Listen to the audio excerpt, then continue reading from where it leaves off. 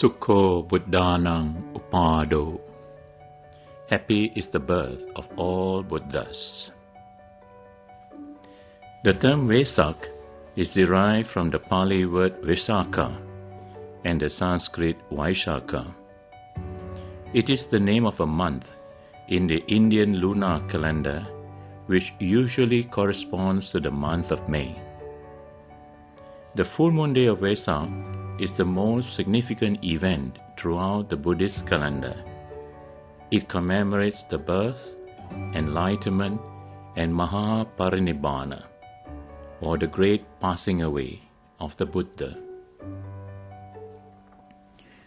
Vesak is mostly celebrated as a merit-making festival, but we must not lose our focus on the true significance of Vesak and the real reasons for merit-making at this time.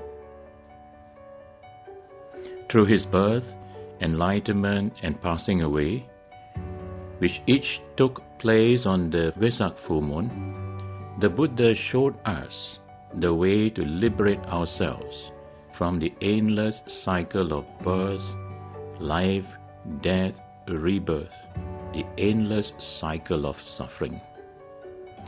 Therein lies the true significance of Vesak. Although he was born as a human being, just like us, the Buddha's birth was no ordinary birth. He was able to choose the time, the country, the locality, his mother, and the clan where he was born.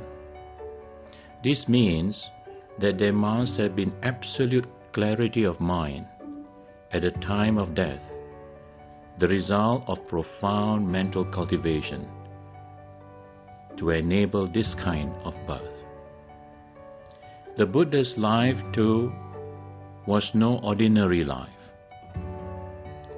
After 29 years of worldly life as a prince, he chose to go out to seek the truth, to find a way to liberate himself and all other beings from suffering.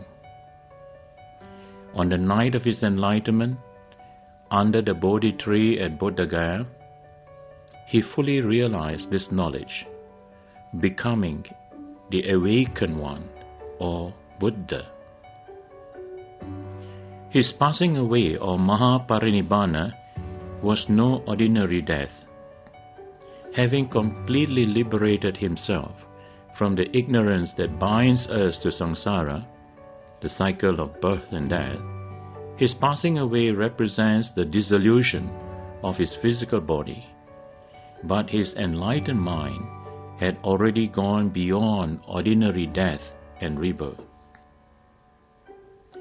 The Buddha demonstrated the full potential of a human life, that it is possible for each and every one of us to awaken to the truth about life and to free ourselves from all sufferings.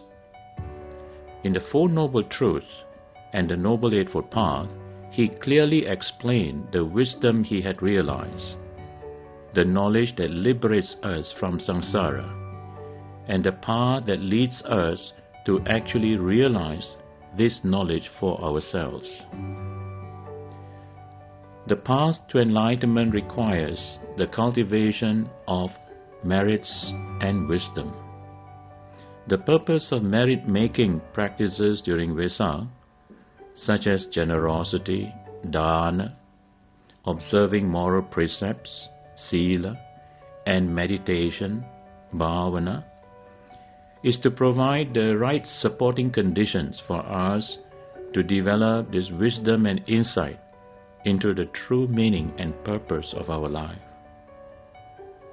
Merits or meritorious deeds are actions of body, speech, and mind which gives rise to happiness, joy, peace, and all the positive energies that support us physically, emotionally, mentally, and spiritually. Wisdom is the insight into the true nature of our lives. When fully realized, It is the wisdom that will completely free us from the ignorance that binds us to samsara. This year, due to the lockdown, you will not be able to visit temples as usual to make offerings and prayers. So you need to take this opportunity to visit your inner temple. The real temple is within your own hearts. Remember, there are two kinds of offerings or puja. There is amidst puja and patipati puja. Amidst puja is the offerings of lights, incense, flowers, and so on. It includes all the material offerings. You can still do this during e-Wesak celebration with offerings of lights and also make various offerings in your own home. The second type of offering is called patipati puja. It refers to the offering of practice.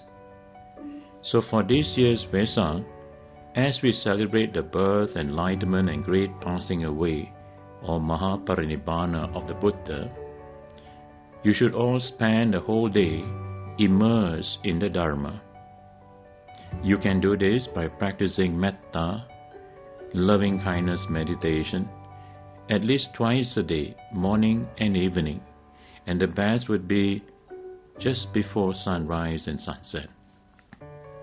And in between, during the day, you should cultivate mindfulness as much as you can. Watch your thoughts, speech, and body action. Please make an effort to overcome any wrong thoughts, speech, and body actions with right thoughts, right speech, and right body actions. We should understand that peace and harmony that we pray for, especially at this present time, can only arise when there is peace and well-being in our own minds and hearts. That is why it is so important for us to train our body, speech, and mind to become peaceful. The peace we generate within us will naturally influence those around us, extending to the whole world. Prayers alone are not enough. We need to act with wisdom and compassion. With wisdom, we will know how to look after ourselves. With compassion, we will reach out to others, especially in these times of need. So on this occasion of Vesak, let us all cultivate the qualities of wisdom and compassion and extend our goodwill to all. May all suffering beings be free from sufferings. May all those in sorrow be free from sorrow. May all those in fear and worry be free from fear and worry. May all beings be well and happy. Happy Vesak to all.